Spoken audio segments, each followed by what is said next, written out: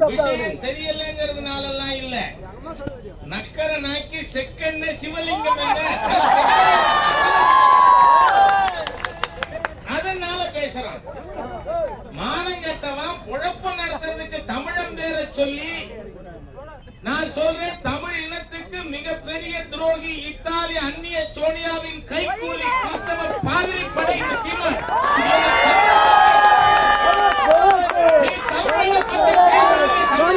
பேசாதே. தமிழர்கள் இந்துக்கள் வேலுப்புள்ள பிரபாகரன் கோயிலுக்கு போய் முடியெடுத்தல, பழனிக்கு வந்து பிரபாகரன் தன் பிள்ளைக்கு முடியெடுத்தாரா இல்லையா? நீ அவரை பத்தி, அவரோட மதத்தை பத்தி, அவரோட நம்பிக்கை பத்தி பேசுற ஒன்றை விட மிக மோசமான தமிழ் இன துரோகி நீ. இத்தாலி சோனியா தமிழ் இனத்தை அடுத்த இத்தாலி கிறிஸ்தவ சோனியாவின் கைக்கூலி இப்படி மக்களை ஏமாற்றுகிறார். இந்த சீமான தமிழனுக்காக பேசக்கூடாதுன்னு தடுக்கிறாங்க. இவன் தமிழனுக்காக பேசக்கூடாது, அருகதை இல்லாமல் நம்ம ஏமாத்துறான். தமிழ் இனத்தை, தமிழ் குலத்தை இவன் ஏமாற்றுகிறான். தமிழன் யார்? ஹிந்துதான் தமிழன், ஹிந்துதான் தமிழன். ஏனென்றால் நான் ஏதோ இங்க பேசுறதுக்காக பேசல. எங்க ஊர் பக்கம் வாங்க, அங்க சொல்லுவாங்க முஸ்லிம்கள்ட்டே போய் அவர் யாருன்னா அவங்க தான் தமிழுங்க. ஹிந்துக்கள் தாங்க தமிழன். கிறிஸ்தவனை பத்தி கேட்டா அவங்க எல்லாம் வேதக்காரங்கம்மா. இது எப்படி வேதமாச்சு? கிறிஸ்தவனை தமிழை ஏத்துக்கிறது இல்ல சமுதாயம். அவனே சொல்லுவான் நாங்க வேதக்காரங்க, இவங்க தமிழங்க. ஏனென்றால் நண்பர்களே, 92ல இளையாங்குடியில தடியன் மகன் முருகன் ஒரு எஸ்சி சமுதாயத்தை சேர்ந்த சகோதரர்.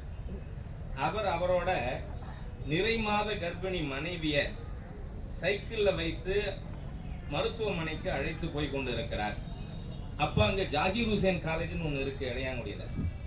அந்த கரஸ்பாண்டனோட பசங்க கொஞ்சம் திமிரு பிடிச்சவன்.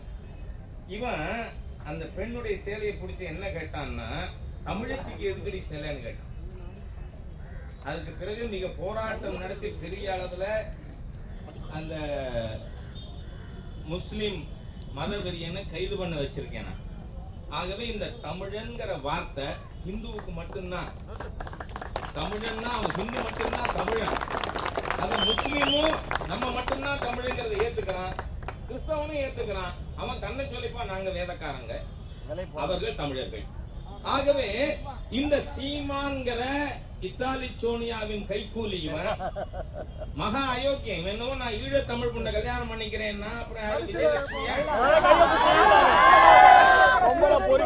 அதுக்கப்புறம் பார்த்தா காளிமுத்து வீட்டுல கிறிஸ்தவ பொண்ணை கல்யாணம் பண்ணிட்டான்.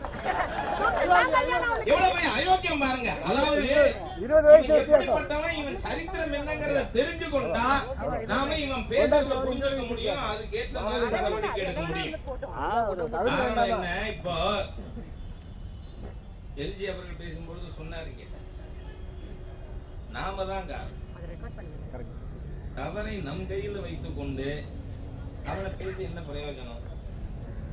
1967-68 சேலத்துல எம்பெருமான் ராமன் படத்துக்கு ஈவேரா பத்தி பேசிருக்காரு. நான் முழுசா வரேன், ஏன்னா ஈவேரா பத்தி நான் பேசினதெல்லாம் தவறே இல்லைன்னு நான் கோர்ட்டு ஜட்ஜ்மெண்டே வாங்கியிருக்கேன். சேலத்துல என் மேல கேஸ் போட்டான், கேஸ் நடத்தி நீங்கள் எந்த தவறும் செய்யலையும் ஜட்ஜ்மெண்ட் வாங்கியிருக்கேன்.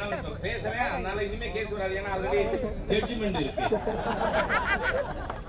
அப்ப இந்த ராமசாமி நாயக்கன் அவன் மொழி வெறியன், சாதி வெறியன், அவன் சமத்துவத்துக்கான ஆள் கிடையாது. ஏனென்றால் எஸ்சி சமுதாய மக்களுக்கு மிகப்பெரிய விரோதி யாராவது உண்டுன்னு சொன்னா கொச்சையா பேசின வார்த்தை நான் இங்க பேச முடியாது. எஸ்சி மக்கள் ரவிக்க போடுறதுனால துணிவலை ஏறி போச்சுன்னு பேசின மிகப்பெரிய சமூக விரோதி, ஹிந்து விரோதி, எஸ்சி விரோதி. ஆமா, இது எல்லா விதத்திலும் தமிழ் மக்களுக்கு, தமிழ் மொழிக்கு, இவன் இந்த சமுதாயத்துக்கு மிகப்பெரிய மோசமான எதிரி உண்டனா அந்த ஈவேரா. அவன் பேரை வச்சுக்கொண்டு இவன் நாஸ்திகன் சொல்லி இந்து விரோதம் பேசிட்டு இருக்கிறவன். அப்ப சேலத்துல ராமர் சிலைக்கு படத்துக்கு செருப்பு மாலை போட்டு உருவம் நடக்குது. அன்னைக்கு அதை எதிர்க்கிறதுக்கு முதுகெலும்பு இருந்த ஒரே செக்ஷன் RSS தான், வேற யாரும் இல்ல. RSS இல்லைன்னா இந்து சமுதாயத்துக்கு அதுல இருந்து வந்தவர்கள் நாம. We got inspiration from RSS. அதனால அப்ப RSS சேர்ந்தவர்கள் 200-300 பேர் கேஸ் வருது. கேஸ்ல நாம அப்ப சேன ராமசாமி தான் கேஸ் போடுறாரு, இந்து மறுமலர்ச்சி இயக்கம். அந்த வழக்கு வந்த பொழுது நீதிபதி கேட்கிறார், இதுல வழக்கு தொடர்ந்தவர் எங்கள் இந்து மத உணர்வுகளை ஈவேரா புண்படுத்தினார், அதனால ஈவேராவை தண்டிக்கணும்னு கேட்டிருக்கீங்க. இந்த படம் இருக்கு, இந்துக்கள் பார்த்து கொண்டிருக்கான். வீதியில அந்த ஊர்வலம் நடக்கும் பொழுது அவன் மனம் புண்பட்டு இருந்தால் அவன் எதிர்த்து தாக்கி இருப்பானா இல்லையான்னு நீதிபதி கேட்கிறார். ஜட்ஜ்மெண்ட் இருக்கு அதுல. ஈவேரா விடுதலை ஆனதுக்கு காரணம் இதை சொல்லித்தான் அந்த நீதிபதி அந்த கேஸை தள்ளுபடி பண்றார். என்ன, இந்துக்கள் மனது புண்பட்டதாக நீ டெமான்ஸ்ட்ரேட் பண்ணலங்கிறேன். இன்னைக்கு ஈவேரா பேச புண்பட்டு சொன்னா அந்த பையன் ரோட்ல நடக்க விடாம பண்ணிருக்கணுமா வேண்டாமா?